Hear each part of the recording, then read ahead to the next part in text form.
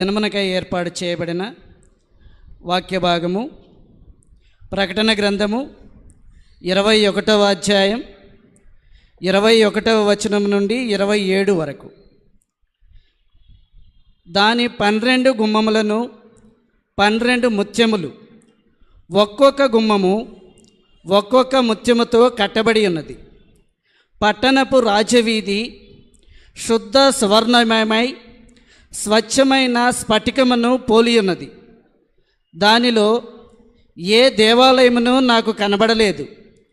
సర్వాధికారి అయిన దేవుడగు ప్రభువును గొర్రెపిల్లయు దానికి దేవాలయమై ఉన్నారు.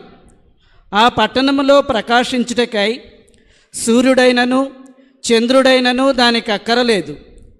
దేవుని మహిమయే దానిలో ప్రకాశించుచున్నది. గొర్రెపిల్లయే దానికి దీపము. జనము